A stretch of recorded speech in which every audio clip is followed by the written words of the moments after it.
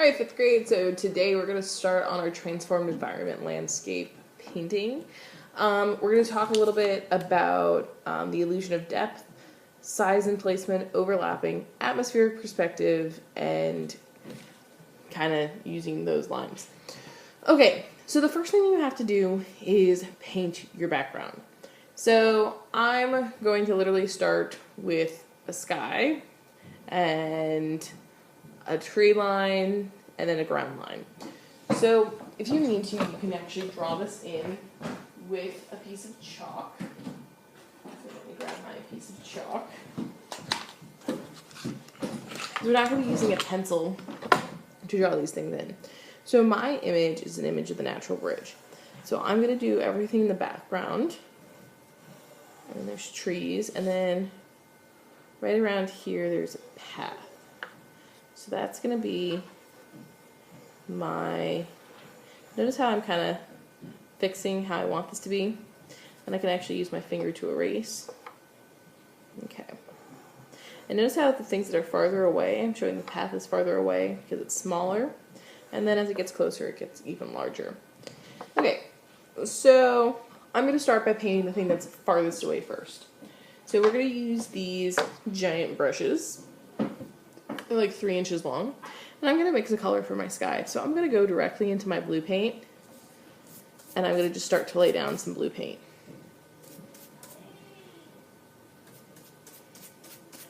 And my picture is on a pretty clear day.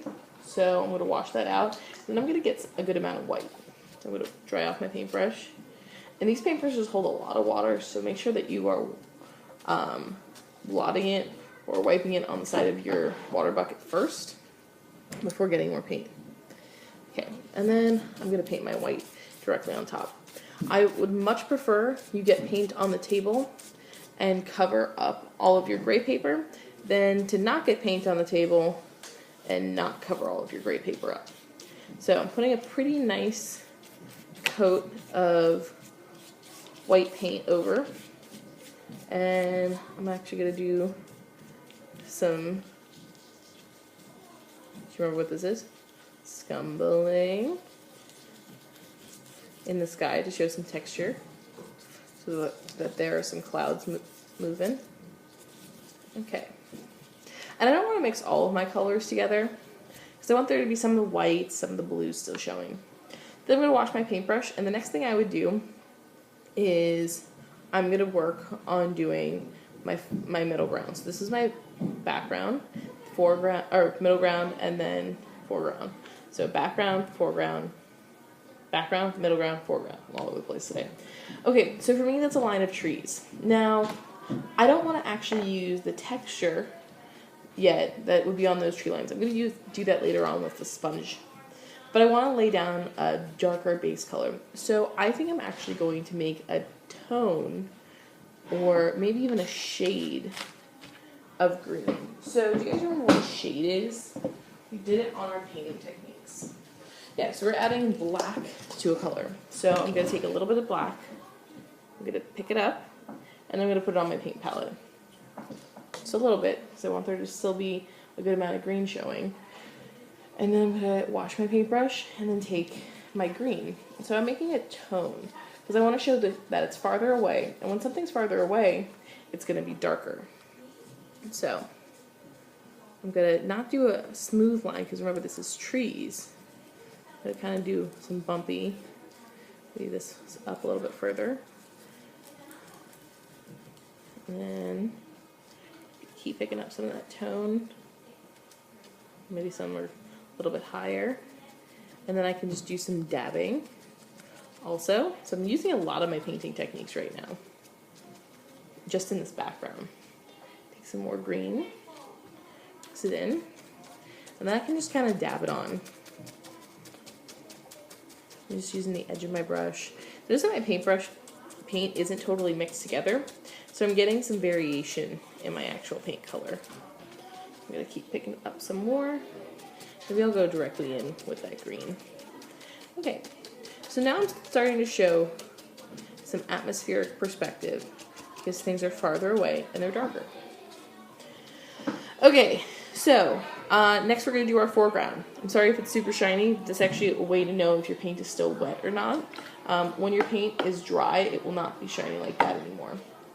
If you need a new paper towel at any point, just get it. Also, if you need new water, dump it out in the dump bucket, and then use the pitcher to refill it. There's going to be extra paint that's lost or that stays at the bottom of your paint bucket, and if you dip it directly into the water bucket, then you're going to get that paint on, or that paint that was left in the water bucket in the paint bucket.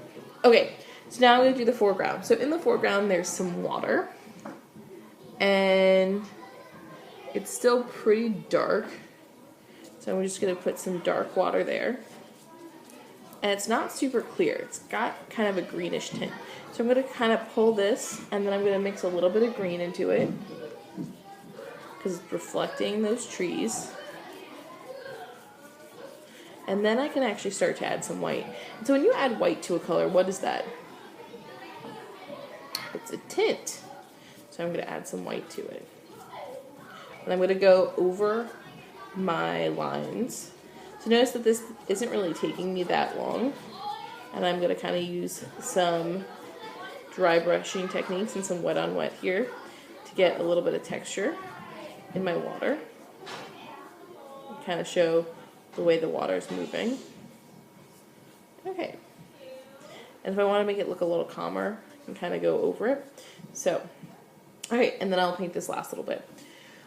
Which is some stone, which is going to be gray. So gray automatically is a wood. Gray is automatically a tone. Let me mix that together. And when something's farther away, is it darker or lighter? It's darker. So this part is farther away over here. And then I'm going to do some blending. Take this to go over that line. Some more black to make it look even darker. And then I'm going to take a little bit more white, and I'm going to blend those two colors together. And notice, now before doing anything else, I have a pretty basic landscape painting, and I have a lot of my painting techniques. I already have scumbling, I have dabbing, I have tints, I have shades, I have tones, and I have blending. So I pretty much have the majority of my painting techniques right in here. Okay, so the next one we're going to talk about painting our details and doing some overpainting and maybe use some Scrippy dough. Alright, so this is the basics on your background.